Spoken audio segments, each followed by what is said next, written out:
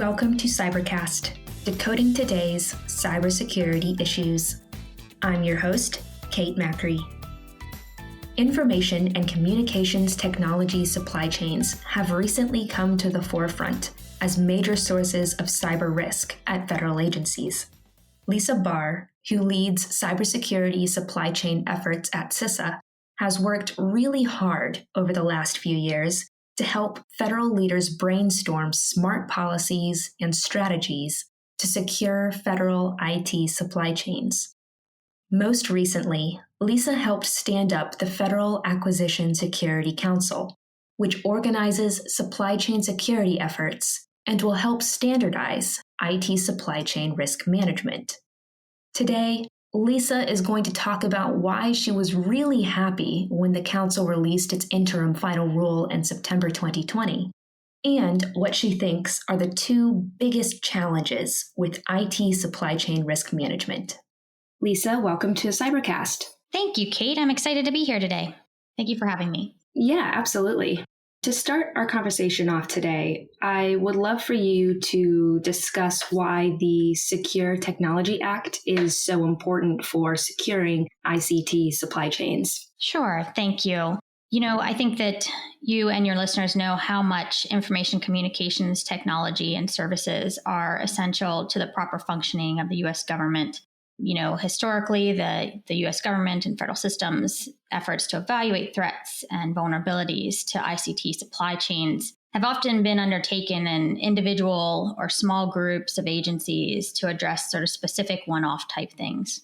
I think that we see generally that based on the scale of supply chain risks that the government is facing, that those sort of one-off individual pieces aren't necessarily the best way to approach these challenges. And with the release of the Secure Technology Act in 2018, Congress had agreed that that was not the best approach. And with that release, the intent was to improve executive branch coordination, supply chain information sharing, and any actions that would be needed to address supply chain risks. One of the most important parts of that act that I'm probably most interested in was within that act, they had the Federal Acquisition Supply Chain Security Act of 2018. And that really established the Federal Acquisition Security Council, which is the work that I've been doing over the past year or so. And that council is an executive branch interagency council that's chaired by a senior level official from the Office of Management and Budget.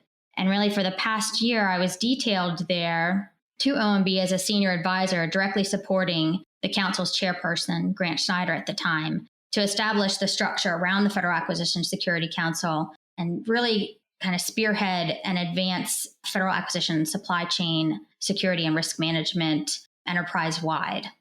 One thing I did want to highlight is that one of the requirements within the Secure Technology Act was not only to establish the council, which is a very important interagency body, but also it required a release of a rule, an interim final rule, which essentially lays out the operations of the Federal Acquisition Security Council and what the expectations are publicly for how enterprise-wide we're going to be thinking about supply chain risks and making recommendations for removal and exclusion of those covered articles that pose a significant risk to the federal enterprise. Yeah, absolutely. Can you dive into some of the work that you've been doing with the Federal Acquisition Council?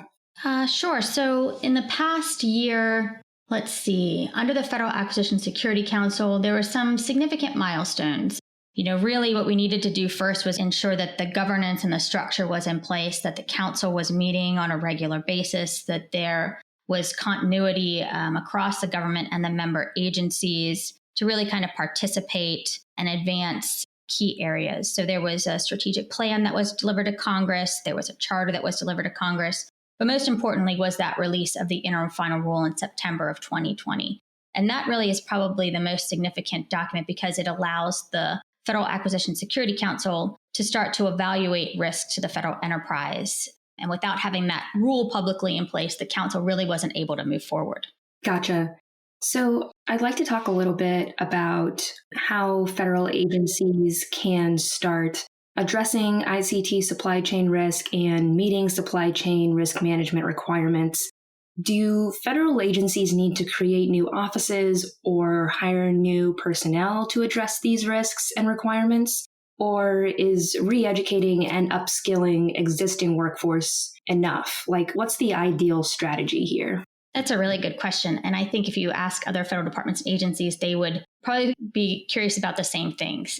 One of the advantages I think that the Secure Technology Act provides, that the Federal Acquisition Supply Chain Security Act provides, that really the administration wanted to be able to show was that federal agencies are provided with a lot of flexibility in determining how to meet supply chain risk management requirements.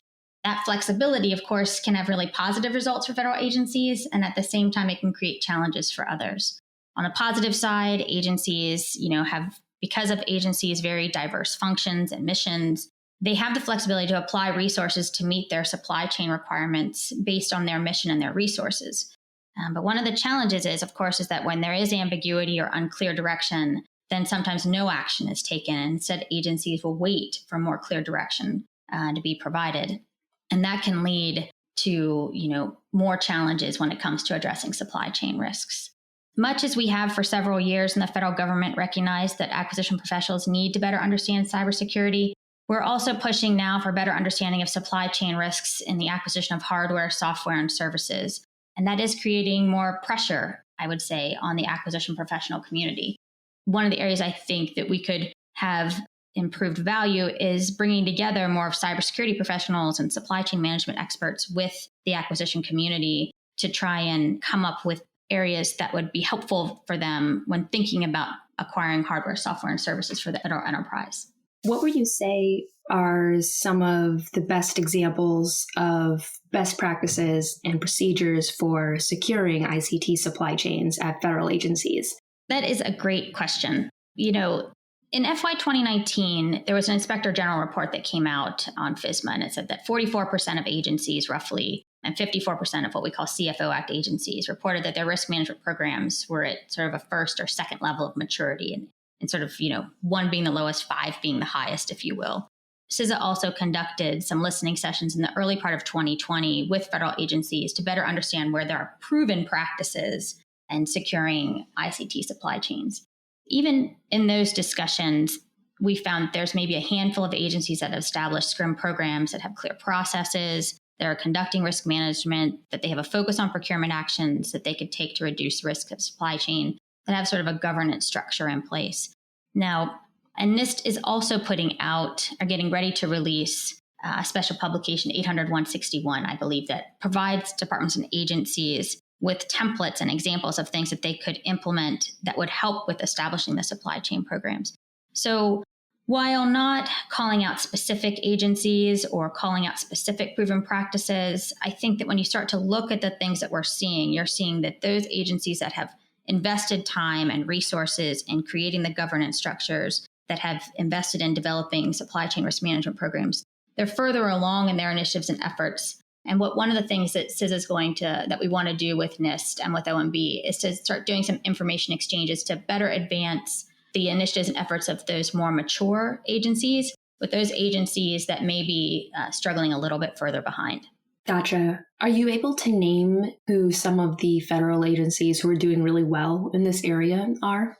I'd prefer not to call out any specific agency. No problem. Certainly in the current environment, the last thing I'd want to do is say, this agency's doing really great, and then, have them come up in the news media for not having done really great. Totally understand. So information sharing, especially about security issues, seems to be a constant challenge across the .gov landscape and federal agencies. The OMB interim final rule released in September lists CISA as the official FASC information sharing agency. Can you describe how you want to see CISA take on this role going forward? I obviously was really happy when we released the interim final rule in September of 2020. It was such a pivotal milestone. And I realize that readers or listeners might think, oh, you put out a rule. Great. But at the same time, this rule really, it provided the information publicly so that not only the federal government agencies, but the private sector and non-federal entities would better understand how the Federal Acquisition Security Council is going to operate. Within that interim final rule, it also identifies the Cybersecurity and Infrastructure Security Agency as the Council's information sharing executive agency or information sharing agency.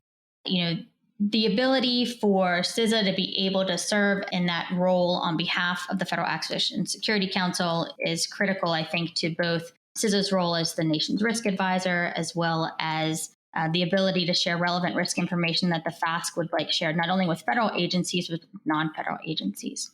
So this means that CISA can conduct information sharing functions on behalf of the FASC, as well as serve as the administrative support arm for an interagency task force that the FASC established as well in 2020.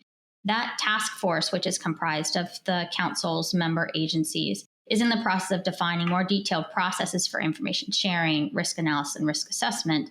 But CISA's role as administering or supporting that interagency task force, as well as being the FASC's information sharing agency, will be pivotal to helping departments and agencies address supply chain risk management.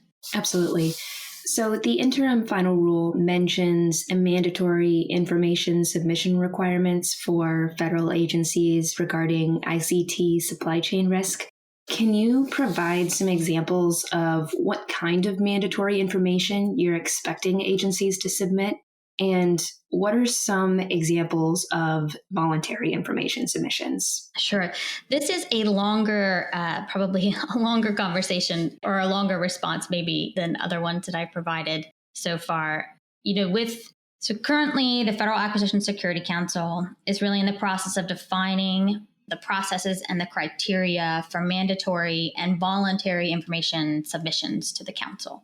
Having said that, the interim final rule lays out the information that is needed for a referral and the risk information that may accompany an information submission to the council.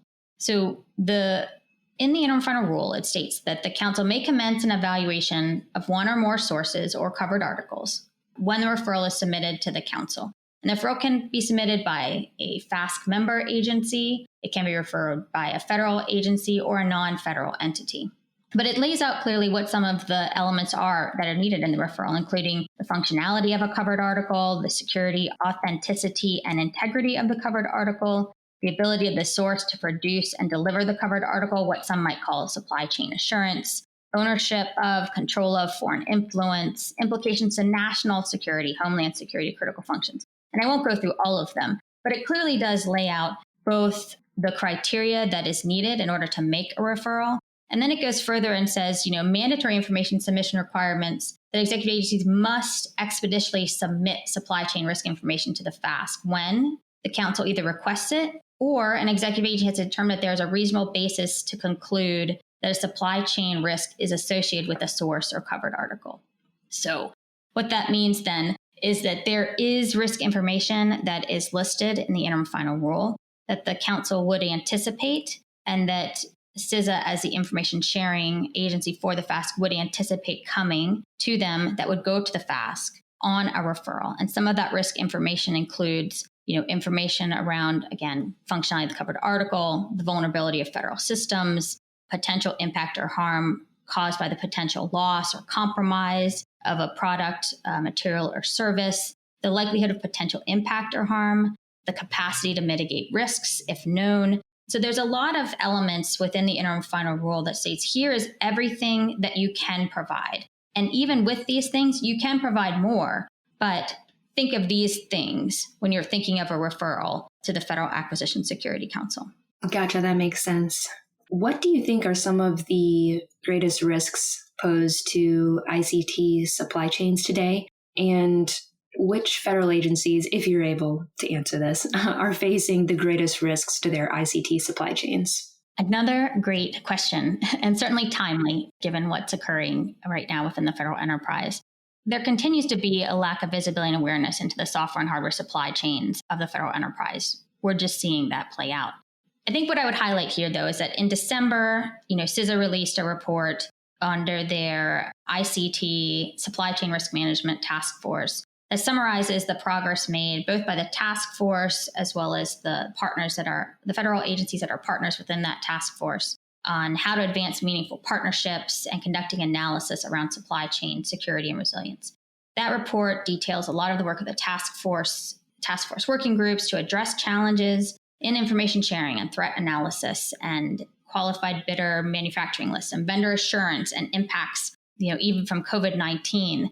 This report, which is on the CISA.gov website really, I think, both covers some of the things that are the greatest risk to the supply chain.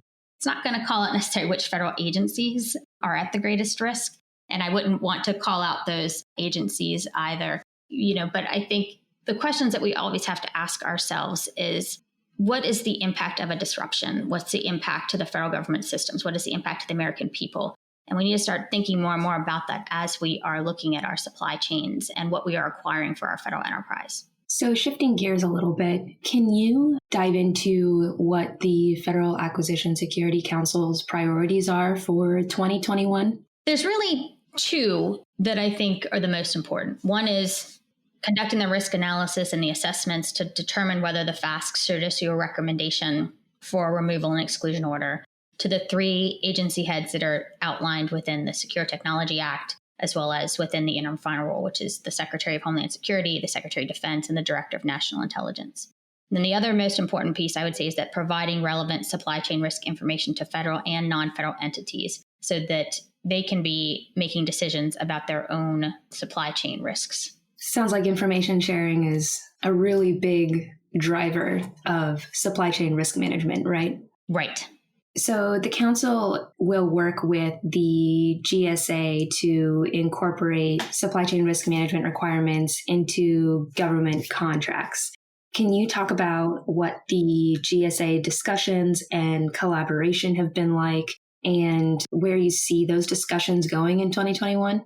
So the General Services Administration is a member of the Federal Acquisition Security Council, and they have been really a truly collaborative partner and member of that council. They are often, they're always willing to step up, always willing to help out.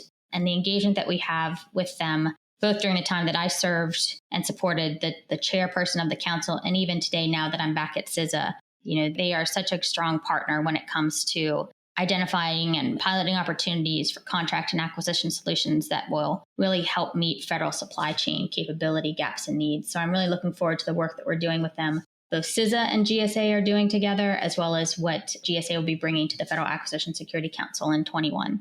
So going back to supply chain risk management a little bit, are there any certain types of technologies or security approaches or techniques that you think are especially well suited for managing supply chain security?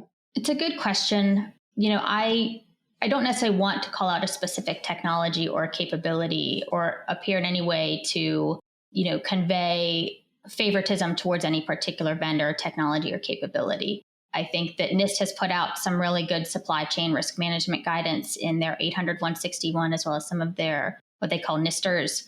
And I would encourage federal departments and agencies to go back to those elements, as well as what CISA is putting out on their CISA.gov around ICT SCRIM. Yeah, absolutely. Totally understand. When it comes to ICT supply chain risk management, there are kind of two sets of concerns, right? I mean, there's software supply chain risk concerns, and then there's hardware, and then there's, how software affects hardware. How do you at the Federal Acquisition Security Council think about that? And as a part of CISA, how are you guys kind of thinking about the differences between the two and how they're intertwined and how federal agencies should be approaching these different types of risks? So under the interim final rule, as well as the Federal Acquisition Supply Chain Security Act, the scope of supply chain risk is focused on covered articles. And covered articles on ICT it's pretty far reaching. It can be software, it can be services, it can be embedded technology, it can be hardware. And the council can look at any one of those elements. But the key to this is getting back to the supply chain risks to the federal enterprise and government-wide. What are those risks? And that is the process of, and the FASC would be looking at, what are those risks government-wide? And is there a need to recommend a potential exclusion order or potential removal from the federal enterprise? And those elements of risk get back to, what is the covered article? How is it used? All of those things. So I don't, it can be, I guess what I'm trying to get to is that it can be interrelated, software, hardware, services. It can be really kind of across the board, any of those elements, as long as there is the understanding of what are the implications government-wide. So we have time for, I think, one more question. And this one is about a national cyber director. So the year-end National Defense Authorization Act provides for a national cyber director, which I believe President-elect Joe Biden will be appointing. How do you think a national cyber director could help kind of spearhead and come alongside the Federal Acquisition Security Council and CISA to spearhead these supply chain risk management efforts and addressing ICT supply chain risk? For that, I think that I might say that, we're looking forward to having a national cybersecurity director and the National Cybersecurity Directorate within the administration. And CISA is looking forward to the collaborative relationship and working with that cyber director on various cybersecurity initiatives, including the supply chain. Awesome. So I think that's all the time that we have for today because we've only got a couple minutes before you have to go. But thank you so much for coming on Cybercast today, Lisa. I really appreciate it. Kate, thank you so much for having me and inviting me. I'm glad that we could have this conversation, and I look forward to talking with you in the future. Awesome. Lisa's work at CISA and the Federal Acquisition Security Council is helping federal agencies take ownership of their IT supply chain security. The government-wide SolarWinds breach revealed how far behind federal agencies are with their supply chain risk management. Like Lisa said, awareness and visibility are absolutely essential. To learn more about CISA's efforts to secure federal supply chains, go to cisa.gov/supply-chain. To hear more about what's happening in the constantly evolving world of federal cybersecurity, subscribe to Cybercast and stay up to date on the latest cyber trends and insight. I'm your host, Kate Macri. Thank you for listening. Cybercast is a production of Government CIO Media and Research. For more podcasts, head to governmentcio.com/podcasts. If you're interested in sponsoring a podcast, contact us at sponsor@governmentcio.com.